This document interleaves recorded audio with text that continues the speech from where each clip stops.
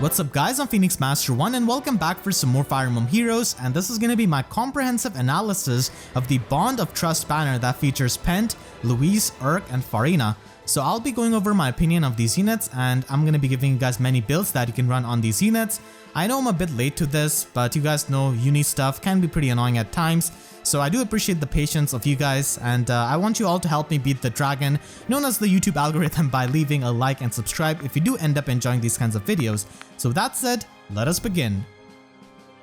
Pent is a green infantry mage, and he's definitely the star of this banner because Tome of Reglay is a very unique weapon. It gives him +3 attack, and at start of turn he basically gets Time Pulse effect, and he also gives Time Pulse effect to any magical allies within 2 spaces of him. And that is extremely powerful because you can pretty much have pre-charged specials on many of the units who wouldn't be able to do it before, even the cavalry units. So this Time Pulse effect does stack up with the Time Pulse on his base kit, and it also stacks up with Quicken Pulse, Infantry Pulse, and even Time Pulse on the other ally units, because all of these effects do check up the special cooldown count at start of a turn. So all of these will stack up, and you can basically have stuff like pre-charged Blazing Flame, Legendary Lilina, which is going to be hitting much harder, and you can have Dual Lift with Bonfire at 2 cooldown, which you can trigger in a single round of combat. You can have Sonia and Lysithea have their pre-charged special, which is really good with their tomes. And Reinhardt, who can have Moonbow at 1 cooldown even though he's running double Death Blow. So there are many units who can make use of the Time Pulse effect that he gives to his magical allies, and that is why he's a really unique unit. He might get power crept in future for his offenses, but this is definitely a unique thing that is going to be making Pent age better than a lot of the green mages, because this is a very unique effect and it's support oriented. And the other effect of this weapon is nothing really too crazy. If the foe is above 75% HP, then he gets +6 attack and speed during the combat, which is always good. So he does have 38 attack and 39 base speed, having super boon in both of those. So he has really good offenses, he can hit really hard, and he can also be really fast. And having this kind of support effect is just the cherry on top, along with some mage allies. So you're definitely going to be seeing him quite a lot in Aether Raid's defense, because he just enables a lot of the specials on these other units without really committing to something like an Infantry Pulse team. Infantry Pulse teams can also use him, but I think mixed teams do appreciate him a bit more because mixed teams didn't really have this kind of thing before. Not only he can support his allies, but because he essentially has double Time Pulse with his weapon and Slotsy skill, at start of every turn he will have a pre-charged special that is 2 cooldown like Glimmer, which he comes with, or even Ruptured Sky if you do want to use him in arena. So that just allows him to nuke himself on his first combat, and that is of course really powerful with his high attack stat. So this is one of the few times where I feel like plus attack IV might help you with the nuking instead of going with a plus speed IV. Because if you can one-shot things, that's always much more preferable, because his defense isn't really all that high, his resistance is workable, but one-shotting things is definitely gonna be much better most of the time. Pulse Smoke is still gonna be annoying to Pent because Pulse Smoke basically just pulses down the enemy's cooldown by 1. So they are not going to be at their maximum cooldown, so Pent is not going to be able to charge up his special again because Time Pulse in his weapon or his slots is not going to activate, and neither it is going to be activating for his allies who have Quicken Pulse, Time Pulse or stuff like that. If they don't have anything else, and if you just pulse them down to the maximum count of their special, then of course at the start of the turn they're again going to be getting the Time Pulse effect. So Pulse Smoke is still going to be a pretty annoying option, which we do see quite a lot in Aether Raid's offense. So that is something that you definitely have to protect your team against, and far save or near save is an option to protect your team against that. If you want a fodder of Pent for his dual skill, then I've made a different video covering the entirety of the free-to-play pool units and the 5-star logged units and which ones make the best use out of the green dual infantry force. So you can check that out in the description. The link is going to be right there. As for his builds, he can definitely be used on a budget with a build like this with just using Swiss Sparrow. And if you want to hit harder with Glimmer, then you can just run Death Blow 3 in Slade and have it as a Sacred Seal as well. And if you want to invest a bit more into him, then you can definitely run Swiss Sparrow too. Desperation can be useful in a lot of the in-game content because his defense isn't the highest, so falling into Desperation range always will help. And if you want to use him in Aether Raid's defense, then he can definitely be used on a budget. Now I have calced this quite a bit against Brave Hector because Brave Hector is really common blue enemy that we see a lot, and Pent being green color is definitely good, but the thing is that Pent doesn't have a high defense. So most of the time Pent can not really one-shot someone like Brave Hector who's buffed by mythic units, and is supported. So Pent will die to a bonfire Hector. He might be able to survive, soul Hector, and in that case Lancebreaker can help you if you do run it. But the ideal Brave Hector build in Aether Raid's offense is running bonfire and special fighter. And Pent is not really going to be surviving it unless you heavily merge him, and heavily merging him is also the way if you want to one-shot a Brave Hector. But other than that, most people are not going to be able to have that kind of Pent who can just one-shot Brave Hector. So that's why the tech option here is going to be Windsweep, in my opinion. Windsweep allows you to just annoy Brave Hectors, and people are going to be thinking twice before parking, because Hector cannot have access to null counter disrupt, and if you have a dancer, then he can definitely pressure that Brave Hector. So I would definitely suggest running Windsweep, and his speed is going to be enough to Windsweep most of these slower tanks easily. You can run a pre-charged Luna actually. I feel like Moonbow Luna are a bit better in the Dark Season because Dagger and Air provide the resistance buff, and on the other hand in the Anima season I feel like Glimmer is better because we do not have any kind of Astro Mythic who can give you resistance. So pre-charged Luna is an option, and you can also run something like Attack Defense Push 4, which can give you a lot of attack and speed and can help you with Windsweep as well. And if you want to invest even more into him, then ARD attack speed is available in the Divine Code section, so that can help you. Windsweep can not only help you against Brave Hector, but a lot of these slow tanks which are going to be able to live one hit from Pent and just kill him back. And this also helps you in the situations against, merged Altinas, which might be trying to bait him out. So because of Windsweep, Altina is not going to be able to kill him, and that can be a pretty big annoyance for the enemy. And that's why I think that Windsweep is pretty much his best slot B skill, because the chances of one-shotting Brave Hector is still not good for a green unit like Pent, who's already so strong. So just goes to show you how oppressive Brave Hector is. And at max investment, you can easily go with a lot speed resistance and so Sparrow. Again, I feel like plus attack IV is better on Pent because one-shotting is way more preferable, so I personally would select that IV. Null follow-up is also a pretty good option because he is really fast, and just being able to double Hector through that is going to be helpful. And at max merges, you can even run Sturdy Impact if you want to use him in Aether Raid's defense to survive Brave Hector, so that's an option, but I just prefer Windsweep. He can also be used in Arena. He's actually a pretty good unit himself with the green dual infantry 4, because Ruptured Sky will get charged up at the start of every turn, and that gives you really good nuking potential. Louise is an infantry colorless archer, and unlike her husband, she doesn't really come with a preferred weapon. Instead, she's got Rainbow Plus, which is essentially a non-seasonal version of Coral Bow Plus from Summer Joshua. Louise does have pretty good offenses, having that 37 base attack, tying with Shinon for that high speed of 42, but unlike Shinon, she doesn't really have a preferred weapon, and her defense is extremely low at base 16. She does have more resistance than Shinon, which means that she can take on AoE specials better and just tank mages better, but that low physical defense is not going to be doing her any kind of favors because a lot of physical units are pretty common in the metagame. So even though Louise is pretty good offensively, not having a preferred weapon definitely stings a bit, and she does face competition from Shinon, who is such a powerful and such an amazing colorless infantry archer who can work in both phases. And both of these units are 5-star lock colorless infantry archers. Louise does come with a new line of skill in Attack Speed Ideal. Honestly, I'm not the biggest fan of this skill. I think it's definitely worse than Attack Speed Catch. The reason being is that it's really unrealistic to expect an offensive unit to have full HP at all times if they want to get +9 attack and speed. And you also need the bonus visible buffs basically to activate this weapon, and that is easier to get of course, but if you're just going to be using visible buffs to get that +7 attack and speed, because being at full HP is not going to be realistic most of the time, then I feel like there are just better tier 4 slotted skills offensively that you could run, which are much more consistent. And LOL skills are pretty common, so relying on visible buffs is not the greatest thing. So even though this is a pretty premium skill, I am still not the biggest fan of this. It's a decent skill, but not the greatest. There are way better options out there for her slot A. For her budget build, you could definitely go with Attack Speed Ideal and just run Desperation because, like I said, it's not going to be realistic to her being at full HP all the time. So you can just run Desperation, get that +7 from the slot A, and that's pretty much it. Her high resistance does mean that she can run specials like Iceberg, so that's good. And you can also run Attack Speed Push 4, which is definitely going to be better than Attack Speed Ideal, and stack up lull speed defense with the Rainbow. Both of these options are available in the Divine Code section, and this does allow her to get a lot of in-combat debuffs on the opponent, and even at +1 merge, she's going to be hitting really hard and she's going to be really fast.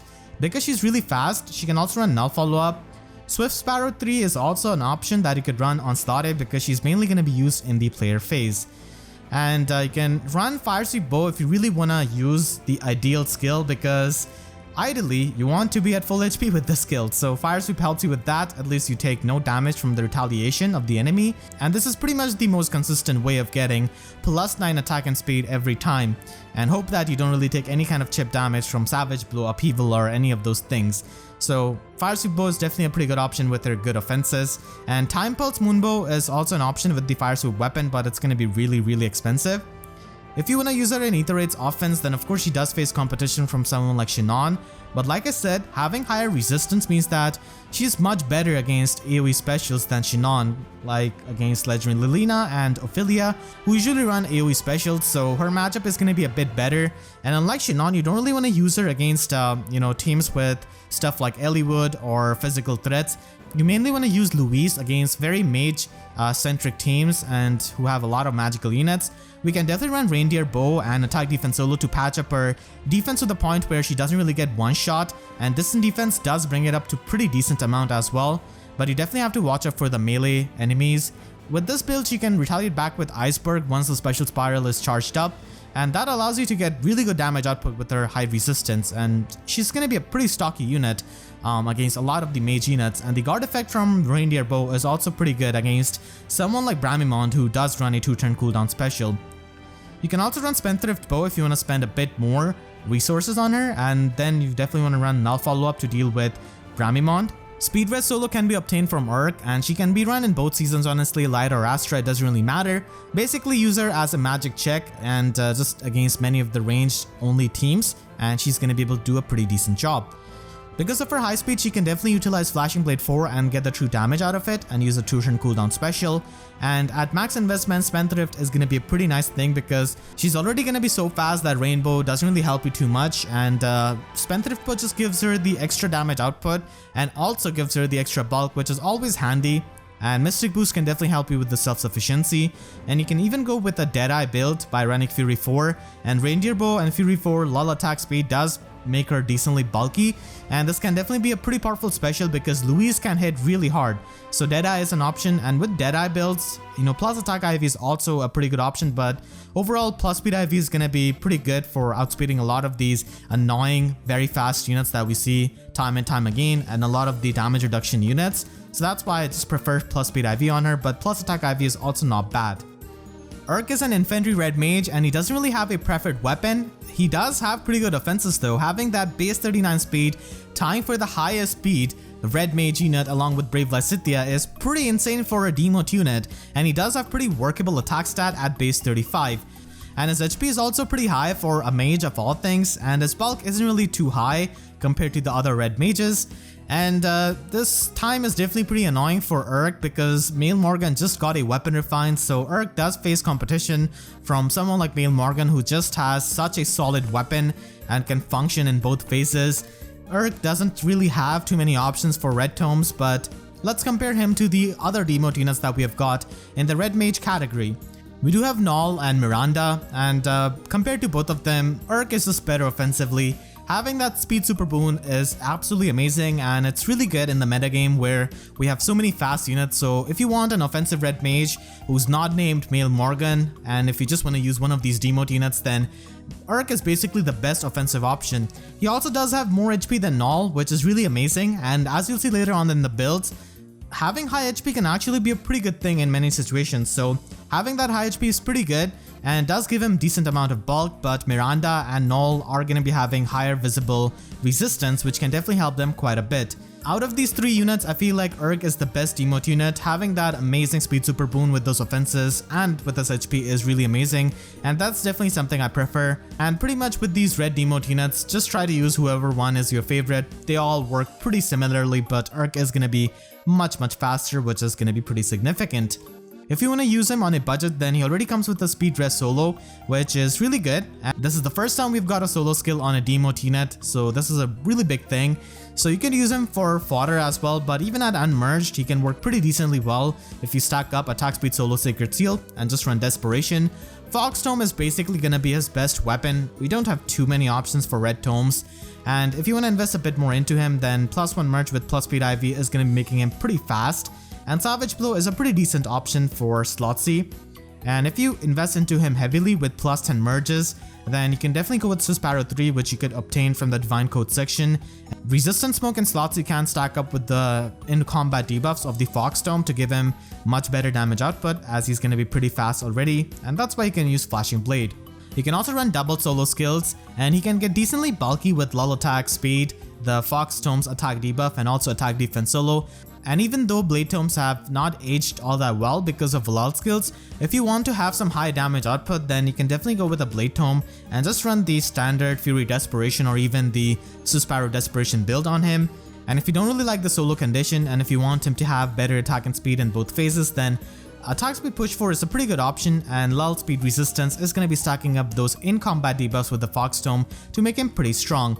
And Joint Drive Attack just gives you more damage output, and that's why Glimmer is pretty much going to be his best special, because he can get really strong, especially with all of the resistance debuffs that you can get going.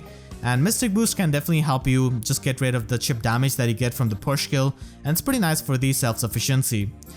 You can also use him with Flashing Blade 4 if you want to get some true damage, because Erk is really fast with that Speed Super Boon, and that Speed Super Boon is definitely something you want to go with, because having a Super Boon on these demote units is really good, and it is going to be aging to be better because we have crazy fast units nowadays. So I would always go with the Speed Super Boon, and if you want to invest a bit more into him, then Time Pulse can be used with Glimmer to have it as a 1 cooldown special, which you can trigger in Desperation range, and you can run an offensive option like Attack Speed Push 4 or Swiss Sparrow 3. And then finally, if you want to use him in Arena, then he can use Ardul Infantry 4. He's of course not really anything special compared to Male Morgan or Arvis, but still if you do have him at +10, then he can be utilized. Because he doesn't have a preferred weapon, you will have to run a tier 4 Slotsy skill to get the max scoring, and unfortunately because of not having too many red tome options, Fox Tome is the best one he can get, but it's not really active in the enemy phase, so that sucks a bit. And if you want to use him in Aether Raid's offense, then, Serpent Tome is pretty good for Miranda. It's pretty sad that we don't have good options for red tomes, so Serpent Tome is basically the one, and you can go with this kind of budget build. You can get null follow-up from the Divine Code section relatively easily, so he can be used in the Light Season. I do prefer Light Season a bit more than the Astro Season for Erk, because you can have Dagger and Air just boost up his resistance, which is really necessary, and he already has pretty good speed, so that's why a Speed Rest solo and Attack Speed solo build with null follow-up is definitely something you could use. And if you want to invest a bit more into him, then you can have Unity Blooms Plus from a Henriette, and that is a crazy expensive option from a seasonal unit, along with having a tier 4 solo skill and Pulse Smoke. So a lot of the Erk fans who want to use him in Aether Raid's offense could use this kind of build, and the reason why his HP is really good is because with Summoner support and Quad Mythics, he can basically avoid any kind of panic manner, at least right now, by having that high HP. So high HP always has value on these kind of range units because they can avoid Tactics Rooms and the sudden panics and the panic manners. So Erk having higher, HP than Miranda and Null definitely helps him quite a lot in Aether Raids. And because of that really good HP, he can be a pretty nice mage to be used in Pawns of Loki. So you could definitely help your friends with a build like this. Axebreaker is really good for taking care of Brave Edelguards and Legendary Edelguards, which can be really common enemies that we face. And a lot of times they might just have, far save. So that's why having Axebreaker is really good. Farina is finally in the game, and she's definitely much better than her sisters. Even though she's a Lance Flyer, and even though that's a very saturated class type, she can still stand out because of Hot Shot Lance, which gives you -1 special trigger cooldown, which means that she can be a pretty good Gale Force unit. And at start of combat, if she's above 25% HP, then you get extra stats to your attack, speed, defense, and resistance, depending on the Dragon Flowers you have used. So if you have used all 5 Dragon Flowers, then you're going to be getting +7 to all of her stats, which is pretty insane. And if you have used it 4 times, then +6, and 3 times just gives you +5, and if you have used nothing on her, then she's just going to be getting +4. So she tries hard as you pay her more, which is definitely in character. And if you have used 3 or more Dragon Flowers, then she can basically have the Dull effect active in her weapon, which can ignore the visible buffs of the foes. So Farina turns out to be a pretty good lance flyer compared to many of the other lance flyers who don't have any kind of preferred weapon. She at least has one, and it's a pretty good weapon, giving her +7 to all of her stats, the dull effect, and the -1 special cooldown, which allows her to function as a pretty good gale force unit. So she's going to be aging much better than all of those units. You of course do have to spend dragon flowers. At minimum, like +2 dragon flowers is going to be decent, which is going to be 240 dragon flowers, and at max 600 dragon flowers to get the +7 to all of her stats is something that you could invest into. Ultimately, it's up to you if you want to pay up Farina for the extra effort that she will put into the combat or not. She does have a pretty good stat spread, having balanced bulk while also having good speed and a workable attack stat, and with her preferred weapon she can definitely be a pretty good unit offensively, and even defensively she's not all that bad. She's not really frail on either spectrum, so that's good. And she does come with the cat skill, and it doesn't really activate with the rain skill because rain is an in-combat debuff and you need visible debuffs for this cat skill to activate, so you probably have to run some kind of teammate with a smoke skill, sabotage skill, Temari or something like that if you want to get the full effect of this cat skill. In my opinion, you should definitely get rid of the snack skill from slot B because it's not the best option. Even though it does activate the cat skill, Desperation is going to be much better at lower investments, and like I said before, +3 dragon flowers is pretty decent for giving you +5 to all of your stats as well as the dull effect, which is going to be active. And if you want to pay her up all of the dragon flowers, then she will get +7 to all of her stats, and she can be a pretty good guild force unit even at unmerged and lower investment. So you can just run heavy blade, and attack speed catch is definitely going to be helping you with extra offenses. If you want to use her in Aether Raid's offense, then she can function with someone like Veluria because she can have a 2 cooldown Gale Force, which is going to be a 1-tap Gale Force with Heavy Blade, and you pretty much have to run Wings of Mercy for that. The cat skill is really good because smoke skills are super common. If you use Air for the Air Force team, or if you use Ninja Lin, then as it is, debuffs are going to be present on the enemy, which means that you can easily get the cat skill activation. Guard Bearing is also not a bad option if you want to use her as a mixed unit because she can have like over 40 effective bulk in both of her stats because of the preferred weapon and the rain skill. So it's not a bad option, and because she's so fast, she's usually not gonna get doubled, so Guard Bearing does give you that kind of value. And if you want to use her with Odd Tempest, then she can be a 3 movement Gale Force unit. I of course don't really prefer the Tempest skill, and I think that the rain skill is better for the consistency, but this is still an option if you have like extra legendary Dimitri lying around, and if you really like Farina and if you want to pay her up even more with some premium options. And at max investment, she pretty much wants to run a Heavy Blade 4 dive bomb build and just be a really good Gale Force unit with that 410 Gale Force. With Heavy Blade, you definitely want to go with attack speed rain, but if you're not really going to be running Heavy Blade, then speed defense rain can be a pretty good option. And at max investment, she can definitely rock that distant counter with Guard Bearing because her bulk is not bad. She gets +7 to all of her stats, and then we have the rain skill too. And the -1 cooldown means that she will instantly retaliate back with Noontime. This is of course not her best build. I feel like she's best used as a Gale Force unit, but still this is an option that you could use because of the versatility that her stat spread and the lance gives. This banner does have the Spark, and in my opinion the best Spark option is going to be Pent because not only he's a pretty unique support unit that can help your magical allies, but he's also a pretty strong unit himself, and if you want to fodder him for his Green Dual Infantry 4, then that's also an option. And sparking for the dual skill is definitely going to be something if you do care about Arena. And after him, if you've already gotten him from your summoning, then the next best option is going to be between Farina and Louise, of course. I feel like Farina is going to be a bit better, but if you already have a lot of Lance Flyers, really premium ones and heavily merged ones, then Louise could be an option, but ultimately Louise doesn't really have a preferred weapon. I personally did spark up Pent, and I think that being a start of this banner, he's definitely the best option here.